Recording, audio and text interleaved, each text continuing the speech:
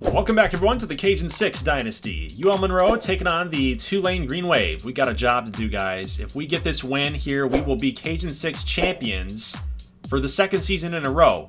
And seeing as how this season first started, I didn't think this was going to be possible. We went 0-6 at the beginning of the year, and now we're in a position to win the entire conference again.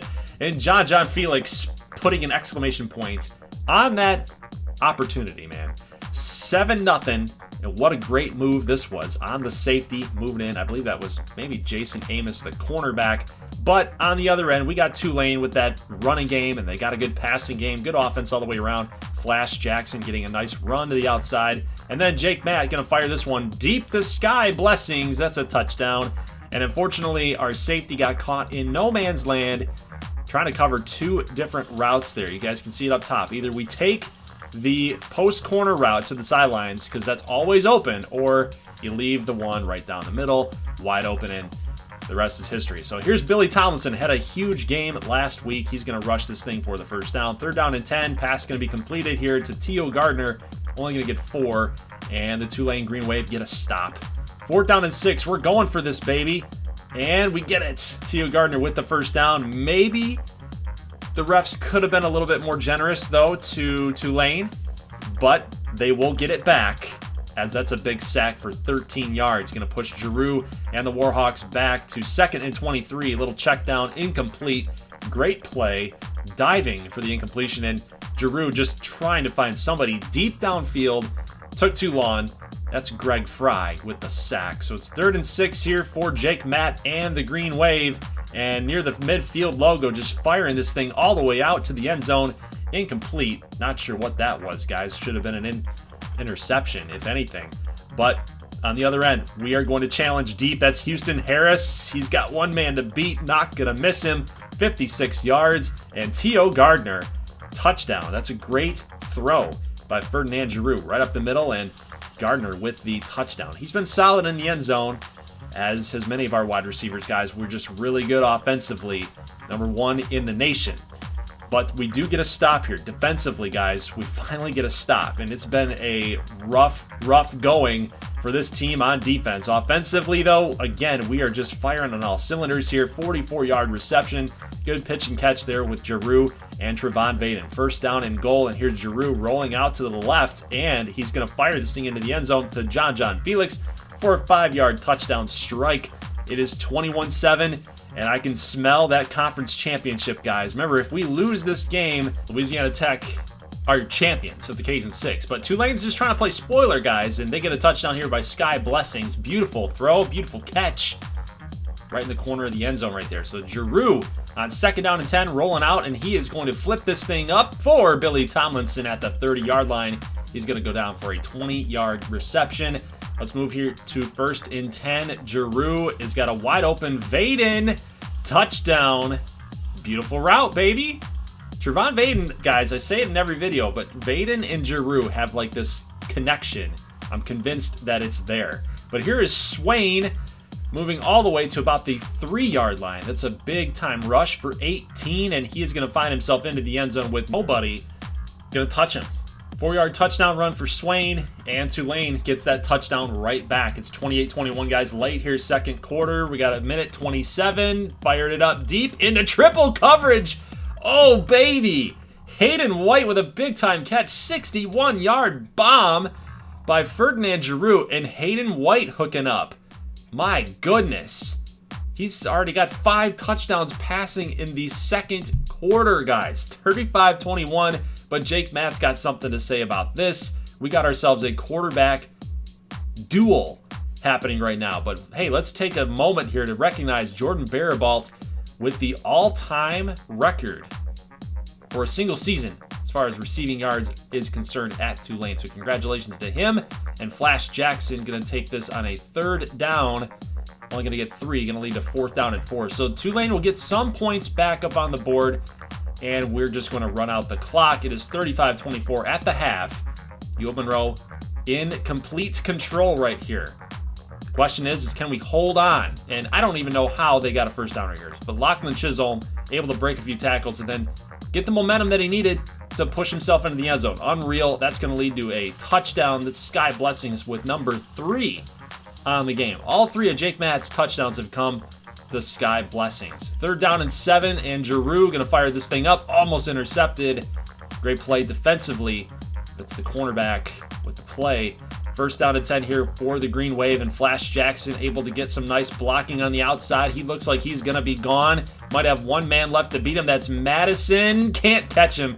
Flash is too fast. A 57-yard touchdown, and Tulane finds themselves up on top, guys. But UL Monroe will try to get a response here. 3rd down and 3. We try to run this thing, and that's not going to happen for us. So we settle for the field goal, 38-38, and Jake Mack going to find Chisholm here again. Big-time gain, and Tulane is moving the ball, guys. 3rd down and 3. Jake Mack, no pressure. Pass completed here to Stevens, and he's going to get even more yardage after a couple missed tackles right there. So 2nd down and goal. Little option play, read option, and we just make a terrible attempt at tackling Jake Matt. That might cost us this football game, guys. Everybody's going nuts. Jake Matt able to get that rushing touchdown. So it's 1st down and 10 here for UL Monroe. It almost intercepted there. Houston Harris completely wide open. Had a definite look, a good look at catching the football. Just the pressure, I think, got to him. Billy Madison going to take a big hit as well. 3rd down and 7, and what a completion right there to T.O. Gardner. He is making some athletic plays in the secondary. Nice catch right there, and it makes another good move on the out route right there to make the catch. 1 minute and 39 seconds, and Trevon Vaden in the end zone. Touchdown, Warhawks. Wow, what a strike. I think we got a little lucky there. Jason Amos, the cornerback, for some reason just stopped in the middle of that throw. He stopped. He pulled down. So great job by the Warhawks to complete that into the end zone. 45-45, guys. And Raj Patel, the custom player, making a big-time catch for the Green Wave. But we can't get off our blocks.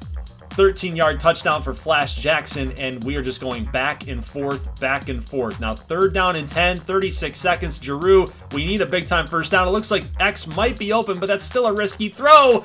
We throw it to the outside, looking for John Felix, but that is Ziegler with the interception, looking for a fumble with a big hit, but Giroux can't get it. And I hate to say it that he cost us the game right there.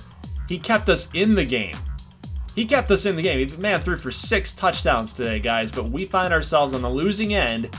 And what this means, Louisiana Tech are your Cajun 6 champions, guys. So UL Monroe, we had a miraculous season just to get back to contention.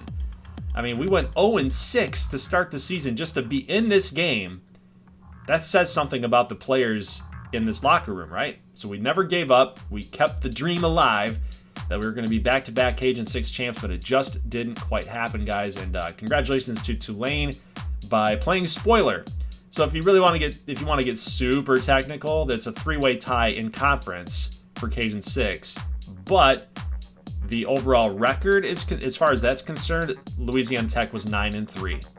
Tulane was also 9-3, but the Bulldogs beat the Green Wave earlier in the season. So, yeah, I mean, it depends on what circle you're in, right? If you're in the Tulane camp, UL Monroe camp, you're definitely going to say that it was a 3-way tie. So we're all Cajun 6 champs. If you're in the Louisiana Tech bucket, you're going to say, no, the Bulldogs are the champions of the Cajun 6 this season. So ultimately, it was a great game, 52-45. Tons of offense, not a lot of turnovers across the board. And normally when you see that much offense, you're like, man, at least there's got to be some turnovers in here somewhere, because that's just a lot. That's a lot of offensive snaps, guys. A lot of opportunity for the defense to make some plays. But yeah, ultimately I just won, and it was a costly one for Ferdinand Giroux and the UL Monroe Warhawks there. So 5-7, we finish our season, but overall I think it was a solid season. It was a good season despite being a losing year. I think just coming back and being in contention that way was really something. So Joel Anderson, the running back out of Texas A&M, will be your Heisman winner. So he is actually going to be included inside the Saints draft class. I'm not so sure about some of these other guys that are like sophomores. I think Frederick was a sophomore, I think, if that was correct. But senior Joel Anderson going to win the Heisman here. 1,600 yards, 22 touchdowns.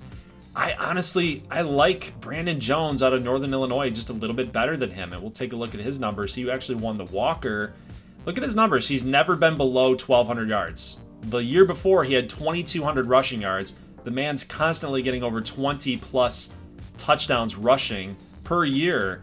So it's a little crazy that he never has won the Heisman Trophy, ever. Didn't win it last year, didn't win it this year. It's just a really tough go for a guy, Brandon Jones. But there's your Maxwell Award finalists. And as you guys know, if you are a multiple award winner in this Cajun 6 series, meaning that you're either a finalist or you won the award, you'll be included as possibly getting a dev trait upgrade. So whether that's your custom players or whether that's CPU players like we're seeing a lot of here, like David Haas, Jason Harrell, Brandon Crenshaw, McDonald, Richardson, Smith. So some of these guys are sophomores. They won't be included in the Saints draft class, but I just want to at least show these guys to you so you kind of get it familiar and a feel for who might be included inside the draft class. And if you want to pause this video, awesome, and just take a look at some of these guys that are putting up some stats here that that you think that we might want to consider drafting inside of our Saints franchise, then let me know in the comment section below. But I think we're going to be addressing offensive line this season. We got a couple guys on the line in the last draft, but I'm really eyeing that Eric Berry, that center from Clemson. He's a multiple award winner, and he's a good one at that.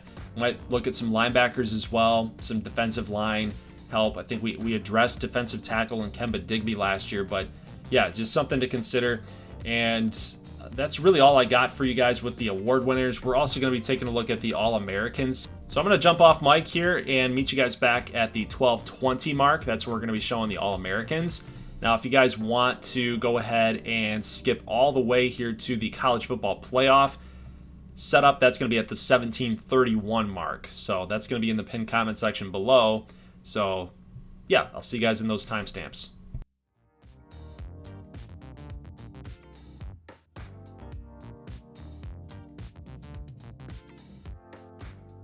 All right, guys, let's go ahead and talk about the first team All-Americans. We'll take a look at the Cajun 6 All-Americans and the second team as well. But first things first, I want to focus here on John Felix, 5'10" senior. You guys have seen him in gameplay. 1,500 yards this year, a lot of touchdowns. So he's keeping up with that wide receiver U, guys. I love that. So they only choose 2 wide receivers here. So Central Michigan also had another guy by the name of Anthony, and he made it here as well. Leon Tidwell, an 82 overall, senior free safety, had a sack, had 4 interceptions. It's kind of a lot. 10 deflections there, a couple forced fumbles. So, he's a little bit of a turnover machine. Billy Tomlinson as the Jet Award winner as well. So returner, all NCAA first team. That's awesome for a freshman. Like that's absolutely huge, especially for his development too. And I'm really liking his speed at the return game. But I want to focus again on John Felix. The guy had an absolutely crazy year, 1,500 yards receiving, had a couple touchdowns, a lot of touchdowns. He's really keeping up with that Ben Crawford production that we saw last year, right? So I think maybe UL Monroe is starting to be known as wide receiver U. It might be QBU here down the road. Lucas Key getting drafted, number 2 in passing yards. We had Ferdinand Giroux as number 2 in passing yards this season as a freshman. So yeah, I think our offense, we're going to get a lot of love in recruiting here in the next couple of seasons. But let's talk about the rest of our guys here. We got Jake Matt, we got Mark Young, Robbins, Barabalt, Pitts. So a lot of big names that we've seen in gameplay. Figueroa, I think I said that right. But he's a solid player. A lot of turnovers for him, I believe, this season. Forced fumble, interception. Maybe not, but deflections, tackles for losses. He's always getting involved. We got Frankenstein, 4 deflections for him, 1 interception. Actually, that came in gameplay also. We got Jason Amos and Jarrah Keys.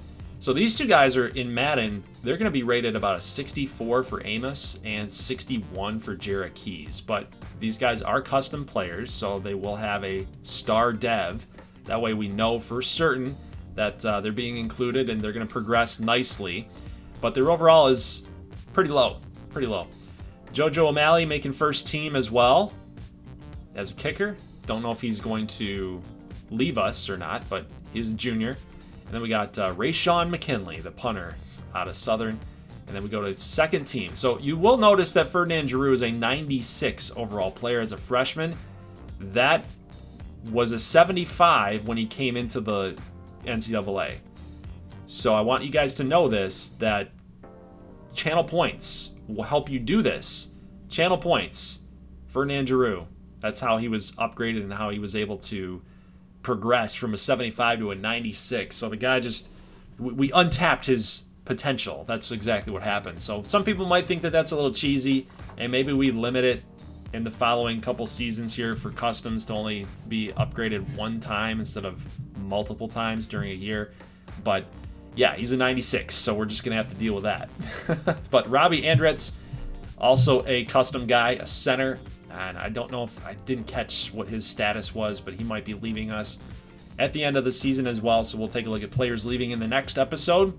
We're not going to be looking at that in this episode, but Dio Durant for certain is going to be leaving us. He's got 8 interceptions total in his collegiate career, 6 last year, 2 this year, so took a little bit of a dip. I think the NCAA took notice of Dio, and like, we're not throwing his way. Just, we don't even want to deal with it. All right, guys, so bowl season time. We got 2 bowl contenders from our Cajun 6 conference. We got Tulane and Louisiana Tech, of course, winning 9 games. Unfortunately, I was the only team, UL Monroe, with 5 wins, so we didn't qualify. I was hoping that maybe we would have gotten a little bit of love having the #1 passing offense, but we did not get the call. So unfortunately, we had to win that game to get bowl eligible against Tulane, and we just didn't quite do it.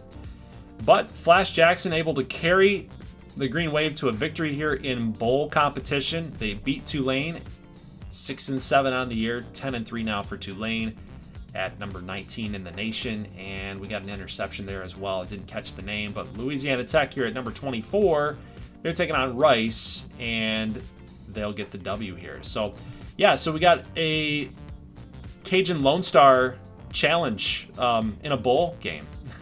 Pretty interesting, right? Pretty cool.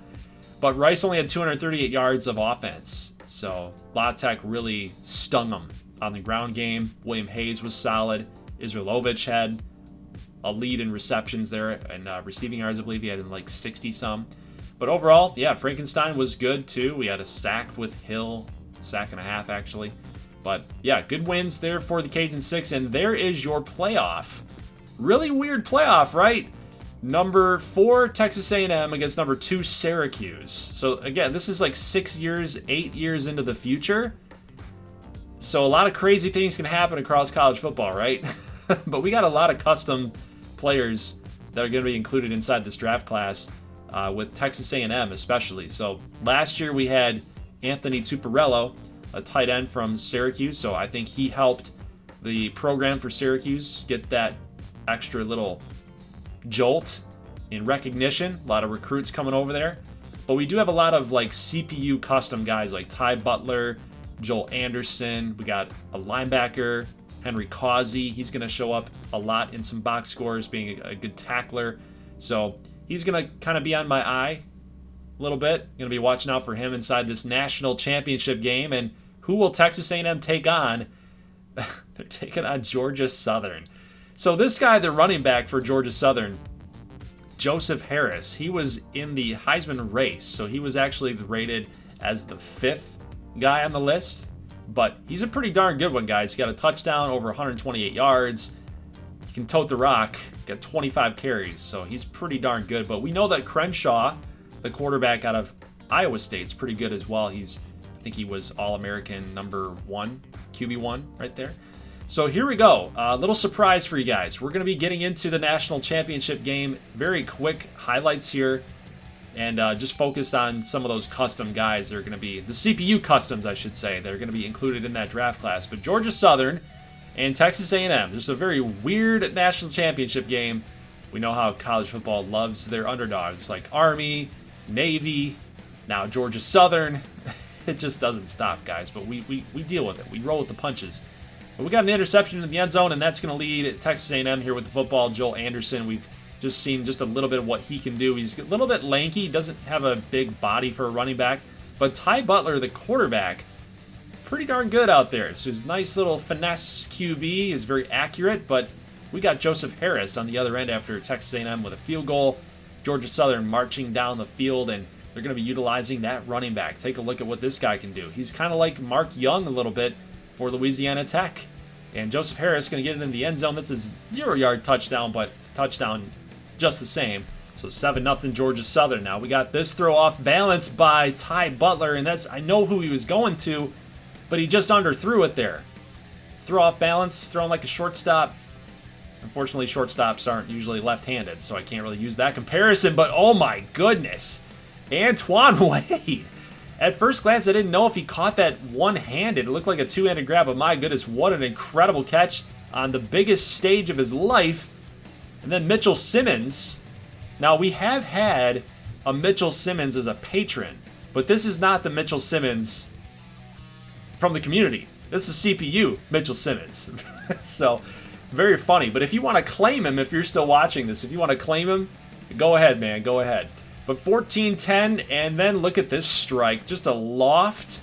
Look at the little drop right there to Shannon Myers. My goodness. So the backup quarterback now for Georgia Southern has come into the game because their primary quarterback is hurt.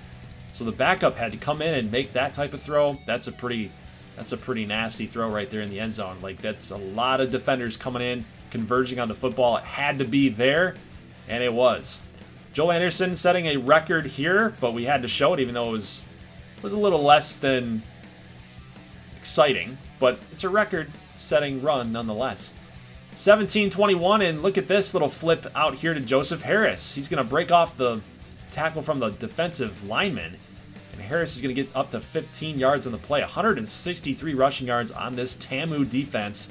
So he's having himself a day. And look at this, Antoine Wade again. This guy's made a lot of grabs downfield. I like this guy. We might have to see what his overall rating is.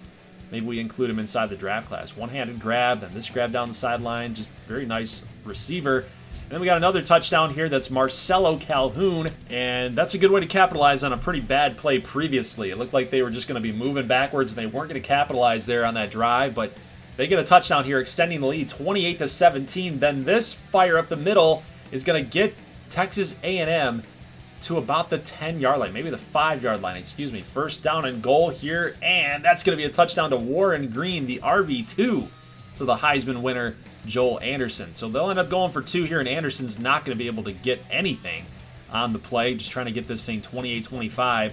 But a good stop there for the Aggies on defense, and they're going to fire this one up, almost picked off by Brandon Williams. It's going to lead to 2nd down and 10 here with 3:49 left to go. Then Warren Green able to bust off one tackler. Can't miss the second. He's going to get 4-yard gain there. 3rd down and 6. Going to fire into the end zone. That's a touchdown. Oof, the Aggies with Ty Butler. He's 23 of 31 now with 292. 2 scores. That's a good one right there. That's a good NFL caliber throw, guys. You got to lead the receiver, got to hit him in stride, and he did. That's a huge clutch throw as well. So Butler making some great plays, but here's another great play with the Georgia Southern receivers. Marcelo Calhoun, a big catch with 1:49. We get a pass going incomplete. And in a 31-28 game, you got to kick a field goal here. The pressure is on for Georgia Southern. They're going to miss. Short and a little bit to the right. Unbelievable. So, Georgia Southern has to use their timeouts, and they got to get some stops in the running game. Anderson, the Heisman winner, going down for a loss of 2. Timeout Georgia Southern. 3rd down and 12. Butler's got to look past the line to gain. And they don't. PJ Pope makes the catch, and they will use their timeout. That's Georgia Southern. He's going to fire this thing up deep. Looking for the big shot, looking for the big play. Almost picked off. Could have ended the game right there. 3rd and 2, and a little rollout to the left. Almost picked off yet again. 4th down and 2. This is the game for Georgia Southern, and they're going to go with Joseph Harris. He busts off the tacklers. He's going to get to about the 27-yard line, guys. 1st down and 10. Time is ticking away here. 58 seconds, and then the throw to the left is going to go out of bounds. 2nd down and 10, guys. Big play is needed here for Georgia Southern. Going to fire it deep. Oh, what a catch! Antoine Wade.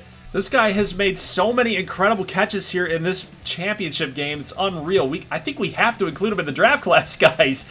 But a touchdown here to Joseph Harris, their Heisman finalist. What a drive by Georgia Southern. And take one more look at this play here. The linebacker almost made an incredible play to knock the ball down, at least get an interception, right? Look at this play. Look at this effort here at the goal line. Powers can't get his hands on it. He reacted just a little bit too slow, and it's a touchdown, Georgia Southern. 35-31. First and 10 here for Ty Butler and the Aggies. You got to get something deep here, get a workable down and distance, and it's going to be intercepted. Georgia Southern will be your national champions. This gives me hope inside the Cajun 6.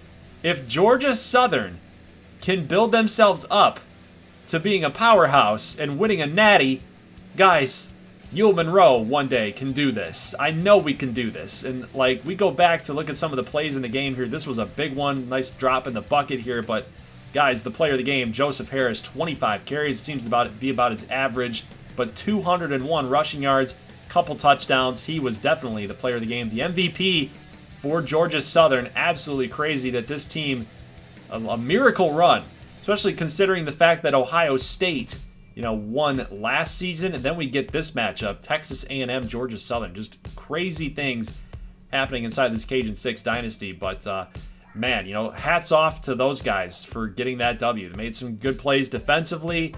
They stopped Ty Butler in this offense.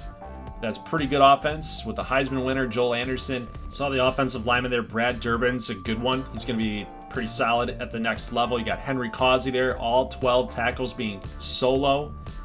So, yeah, this Texas A&M team was no slouch, but, man, the backup quarterback came in. Gray went 17 of 26 for 4 touchdowns. He had Harris, the senior, 87 overall player. If you do the -20 rule, he will be a 67 going into the draft for the Saints. And let's not forget to mention Antoine Wade, the senior wide receiver. He is a 77 overall player. So if you do the -20 there, he's a 57. But I think we'll have to upgrade him just a little bit because of what we saw here today. I think I'm going to include him in the draft class. 5 catches for 96 yards, and 3 of them being spectacular. So his spectacular catch rating has got to be pretty high, I would imagine. Good player, and I think a reason Georgia Southern definitely won this game was the incredible catches by Wade, and of course the running game was really solid for Georgia Southern. So hey, if these guys can do it, if they can do it, then we can do it as a little old Cajun 6 team. So guys, that's it for the video. Leave a like if you like this thing. I'll see you back here on Saturday for the off-season recruiting. And that's it for Season 2. So Season 2 is done, and next time I see you guys with Saints, which will be tomorrow, we'll cover the draft class and some of the players I'm eyeing as we prep for the playoffs in that video.